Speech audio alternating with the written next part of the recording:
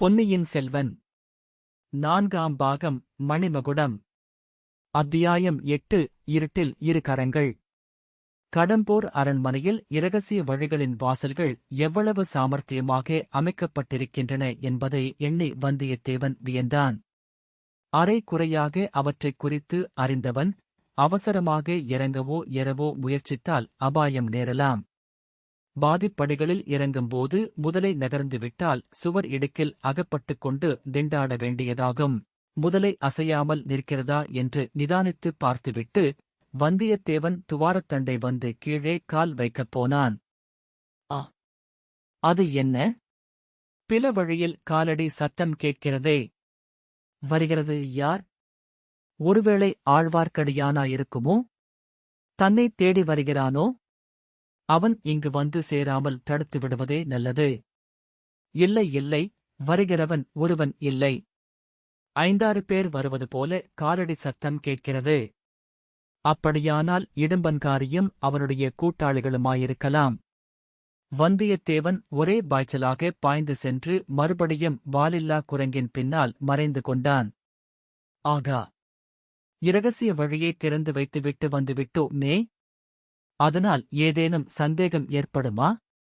இல்லை இல்லை, நாம் வரும்போது அந்த வழி திறந்துதானிருந்தது. நாம் வேற்படியில் ஏறிய பிறகுதான் வழி மூடிக்கொண்டது. ஆகையால் திறந்திருப்பதே நல்லதாய்ப் போயிற்று. அதோ துவாரத்தின் வழியாக தலை ஒன்று தெரிகிறது. இடும்பன்காரியின் தலைதான். இதோ மேற்படியில் ஒரு காலை வைத்து நின்று சுற்றுமுற்றும் அவன் பார்க்கிறான். ஒரு கால் மட்டும் கீழே இருக்கிறது. துவாரம் தானாக மூடிக்கொள்ளாமல் இருக்கும் பொருட்டு அப்படி அவன் ஒரு காலை கீழ்ப்படியில் வைத்துக் கொண்டிருக்கிறான் போலும். அடேடே! இந்தப் பக்கத்தில் என்ன வெளிச்சம்! சுவரில் யானை முகம் இருந்த இடத்தை விட்டுப் பெயர்கிறதே. அந்தப்புற வழி புலப்படுகிறதே. அந்த வாசல் வழியாக வருகிறது யார்? அதோ மணிமேகலையல்லவா, தானே கையில் விளக்கு ஏந்திக் கொண்டு வருகிறாள். இடும்பன்காரி ஒரே பாய்ச்சலில் மேலேறி வருகிறான். அவன் வந்த வழி மூடிக்கொள்கிறது. இடும்பன்காரி தன் தலைப்பாகை துணியை எடுத்துக்கொண்டு அருகிலே இருந்து புலியின் மேலுள்ள தூசை அவசரமாக தட்டத் தொடங்குகிறான். இந்நாடகத்தின் முடிவுதான் என்ன? மணிமேகலை கை விளக்கை தூக்கிப் பிடித்து 4 புறமும் பார்த்தாள். இடும்பன்காரியின் மீது அவள் பார்வை விழுந்ததும் அவனை அதிசயத்துடன் நோக்கினாள். இடும்பன்காரி தூசி தட்டுவதை நிறுத்திவிட்டு பதிலுக்கு மணிமேகலையை வியப்புடன் பார்த்தான். தாயே! இது என்ன? இந்த வேளையில் இங்கு எதற்காக வந்தது? என்றான். இடும்பா, நீதானா? என்ன செய்து கொண்டிருக்கிறாய்? என்று மணிமேகலை வினவினாள். அம்மா, நாளை வருகிற விருந்தாளிகளை இந்த வேட்டை மண்டபத்துக்கு அழைத்து வந்து காட்ட வேண்டியிருக்குமல்லவா? அதற்காக சுத்தம் செய்து கொண்டிருக்கிறேன். சின்ன எஜமான் காஞ்சிக்குப் போகும்போது அவ்விதம் கட்டளை இட்டுச் சென்றார்கள். ஆம் இடும்பா, இந்த அரண்மனையிலேயே சின்ன எஜமானுக்கு உன்னிடமும் என்னிடமும்தான் நம்பிக்கை. பழுவூர் ராணியம்மாள் தங்கப்போகிற அறையில் ஏற்பாடு சரியாயிருக்கிறதா என்று பார்த்துக் கொண்டிருந்தேன். அப்போது இங்கே என்னமோ சத்தம் கேட்டது. நீயாகத்தான் இருக்கும் என்று நினைத்தேன். வேறு யாருக்கு இந்த அரண்மனையின் இரகசிய வழிகள் தெரியும்? எத்தனை நேரமாக நீ இங்கே வேலை செய்து கொண்டிருக்கிறாய்? 1 நாழிகைக்கு மேலே இருக்கும், தாயே. இன்னும் 1 நாழிகை வேலை இருக்கிறது. தாங்கள் தனியாகவா இங்கே வந்தீர்கள்? அந்த வாயாடிப் பெண் சந்திரமதி எங்கே? ஏதோ சத்தம் கேட்கிறது என்று நான் அவளைப் போய் தந்தையை அழைத்து வரச் சொன்னேன். நீதானே இங்கு இருக்கிறாய்? நான் போய் அவளைத் தடுத்து நிறுத்திவிடுகிறேன். இவ்விதம் சொல்லிக் கொண்டே மணிமேகலை விளக்கை தூக்கிப் பிடித்து இடும்பன்காரியின் முக மாறுதலை கவனித்தாள். அடுத்தாற்போல் வாலில்லா குரங்கை நோக்கினாள். 300 தடவை அசைந்தது போல் அது அசைந்ததையும் பார்த்துக் கொண்டாள். ஆம் தாயே, எஜமானுக்கு இன்று எவ்வளவோ அலுவல்.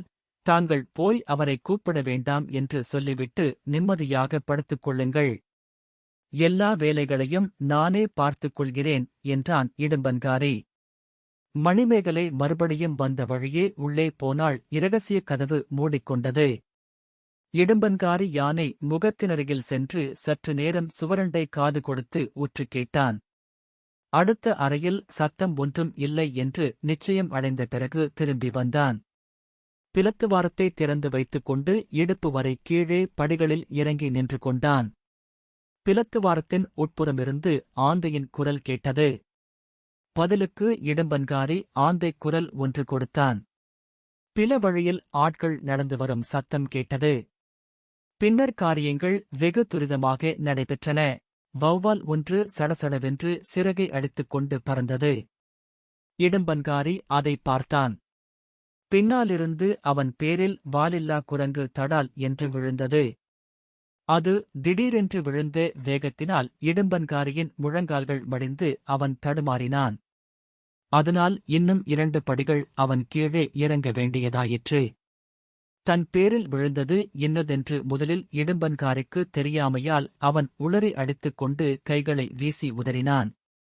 பிறகு உயிரற்ற வாலில்லா குரங்கு எப்படியோ தவறி தன் பேரில் விழுந்திருக்கிறது என்று தெரிந்தது.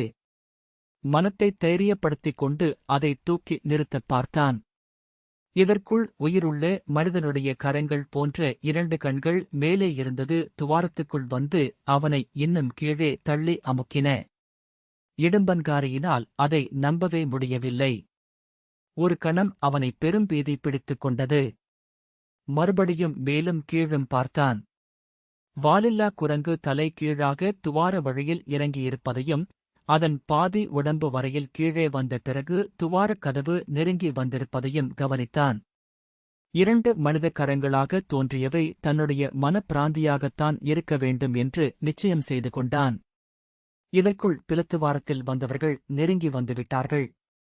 முன்னால் வந்த ரவிதாசன், அப்பனே, என்ன இது, எதற்காக இப்படி உளறி அடித்துக்கொண்டு அலறினாய்? அபாயம் ஏதேனும் உண்டா? நாங்கள் திரும்பிப் போகவா என்று கேட்டான்.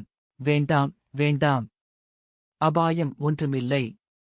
பிலத்துவாரக் கதவை திறக்கும்போது இந்த ராட்சத குரங்கு எப்படியோ இடம்பெயர்ந்து என் தலையில் விழுந்துவிட்டது. ஒரு கணம் நானும் பீதி அடைந்து விட்டேன். இப்போது இந்த குரங்கு மேலேயும் போகாமல் கீழேயும் வராமல் வழியை அடைத்துக் கொண்டிருக்கிறது. கொஞ்சம் பொறுங்கள், இந்த குரங்கை அகற்றி வழியை சரிப்படுத்தி விடுகிறேன் என்றான் இடும்பன்காரி. தடுமாறி விழுந்த இடும்பன்காரியை மேலே இருந்து அமுக்கித் தள்ளிய கரங்கள் யாருடைய கரங்கள் என்பதை நேயர்கள் ஊகித்திருப்பார்கள். வந்தியத்தேவனுடைய அதிர்ஷ்டம் இச்சந்தர்ப்பத்திலும் அவன் பக்கம் இருந்தது. சரியான சமயத்தில் அவனுக்கு சரியான யுக்தி தோன்றியது. இடும்பன்காரி பிலத்துவராத்தின் படிகளில் நின்றபடி வௌவாலை பார்த்த தருணத்தில் அவன் தலைமீது வாலில்லா குரங்கைத் தள்ளினான். பிறகு அவன் தன்னுடைய முகத்தை பார்க்க முடியாதபடி நின்று கொண்டு கைகளினால் அவனை பிடித்துக் கீழே அமுக்கினான். அதன் பின்னர் வாலில்லா குரங்கையும் தலைகீழாக துவாரத்தினுள் தள்ளினான். கடைசியாக முதலையையும் நகர்த்திவிட்டான். இவ்வளவையும் சில கண நேரத்தில் செய்து முடித்துவிட்டு வந்தியத்தேவன் யானை முகத்தண்டை ஓடினான். யானை தந்தங்களைப் பிடித்து தன் பலம் கொண்ட மட்டும் அழுத்தித் திருப்பினான். சுவரில் வழி உண்டாயிற்று. ஆனால் மணிமேகலை உள்ளிருந்து வந்தது போன்ற விசாலமான வழி அல்ல, வட்ட வடிவமான குறுகலான வழி. அது கதவுக்குள் கதவாயிருக்கலாம். முழு கதவையும் திறப்பது எப்படி என்று யோசிக்க அது சமயம் அல்ல. அதற்குள் சதிகாரக் கூட்டம் வேட்டை மண்டபத்துக்குள் புகுந்து விடலாம். பிறகுதான் தப்புவது துர்லபமாகிவிடும். ஆகவே திறந்த வழி குறுகலான வழியாக இருந்தாலும் அதற்குள் புகுந்து விடவேண்டியதுதான். தீர்மானித்தபடியே காரியத்தில் நிறைவேற்றத் துணிந்து அந்த வட்ட வடிவமான துவாரத்தில் வந்தியத்தேவன் புகுந்தான். அவனுடைய தலையும் கைகளும் பாதி உடம்பும் உள்ளே வந்துவிட்டன. மிச்சம் பாதி உடம்பு உள்ளே புகுந்து பிரயாசையாயிருந்தது. கைகளினால் தாவிப்பிடித்துக் கொள்ள ஒன்றும் அகப்படவில்லை. இச்சமயத்தில் உள்ளே இருந்த தீபம் அணைந்து இருள் சூழ்ந்தது. வந்தியத்தேவன் அபயம் கேட்கும் குரலில், சந்திரமதி, சந்திரமதி, என்னைக் காப்பாற்று என்றான். கலகலவென்று சிரிக்கும் பெண்ணின் குரல் கேட்டது. சந்திரமதி, நீ இங்கே இருந்து கொண்டுதானா வேடிக்கை பார்க்கிறாய்? இது நன்றாயிருக்கிறதா? அதற்கு பதிலாக மறுபடியும் சிரிப்பு. அதைத் தொடர்ந்து, நீ இப்படி அந்தப்புரத்தில் திருட்டுத்தனமாக நுழைவது மட்டும் நன்றாயிருக்கிறதா? என்று ஒரு பெண்ணின் குரல் கேட்டது. அது மணிமேகலையின் குரல் என்று வந்தியத்தேவன் தெரிந்து கொண்டான். ஆயினும் வேண்டுமென்றே, சந்திரமதி, நீ வரச் சொன்னதினால்தானே வந்தேன். பின்னால் ஆட்கள் வருகிறார்கள், சீக்கிரம் என்னை எடுத்துவிடு, இல்லாவிட்டால் விபரீதம் வரும் என்றான். சந்திரமதி இவ்வளவு கொட்டிக்காரியா? இருக்கட்டும், உனக்கும் அவளுக்கு சேர்த்து புத்தி கற்பிக்கிறேன். ஓஹோ, தாங்கள் இளவரசி மணிமேகலையா? அம்மணி, இந்த ஒரு தடவை மட்டும் என்னை மன்னித்துக் காப்பாற்றிவிடுங்கள். இனிமேல் இம்மாதிரி தப்புக் காரியம் செய்ய மாட்டேன். உங்களுக்குக் கோடி புண்ணியம் உண்டு என்று கெஞ்சினான் வந்தியத்தேவன். இருளில் இரு மெல்லிய கரங்கள் வந்தியத்தேவனுடைய தோள்களைப் பிடித்து தாங்கி மெல்ல கீழே தரையில் இறக்கிவிட்டன. சுவரில் தோன்றிய துவாரம் மூடிக்கொண்டது. இளவரசி, உங்களுக்கு அனந்த கோடி வந்தனம் என்றான். கொஞ்சம் பொறு, நான் உன்னை என்ன செய்யப் போகிறேன் என்று தெரிந்து கொண்டு வந்தனம் செலுத்து. தாங்கள் என்னை என்ன செய்தாலும் சரிதான். கொலைக்காரர்களிடமிருந்து என்னை தப்புவித்தீர்களே, அதுவே போதும். அந்த அரக்கர் கைகளினால் சாவதைக் காட்டிலும் தங்களுடைய மணிக்கரத்தினால் சாகும்படி நேர்ந்தால் அது என்னுடைய பாக்கியம்தான். அடே அப்பா, பெரிய வீராதி வீரனாயிருக்கிறாயே! அப்படி உன்னைத் தேடி வரும் கொலைக்காரர்கள் யார்? கொஞ்சம் பொறு, முதலில் விளக்கு ஏற்றி உன் முகம் எப்படியிருக்கிறது என்று பார்க்கிறேன். அம்மணி, என் முகத்தை மறுபடியும் பார்க்க வேண்டுமா? தாங்கள் கண்ணாடியில் பார்த்துக் கொண்டபோது பின்னால் நின்று பார்த்த குரங்கு முகந்தான் என் முகம். சந்திரமதி வழித்தாளே என்றான் வந்தியத்தேவன். இருட்டில் சிரிப்பின் ஒலியும் கை வளைகள் குலுங்கும் ஓசையும் கேட்டன. வந்தியத்தேவன் அந்த அறைக்குள் தலையை நீட்டியபோது அந்த அறையில் எரிந்து கொண்டிருந்த விளக்கை மணிமேகலை மூடிவிட்டாள். அதனால் இருட்டாயிற்று. இப்போது அதன் மூடியை அகற்றியதும் தீபம் சுடர்விட்டு விழுந்தது. அதன் ஒளியில் வந்தியத்தேவனுடைய முகத்தைப் பார்த்த வண்ணம் மணிமேகலை மெய்மறந்து நின்றாள். பக்கத்து வேட்டை மண்டபத்திற்குள் தடதடவென்று பலர் பிரவேசிக்கும் சத்தம் அச்சமயம் கேட்டது.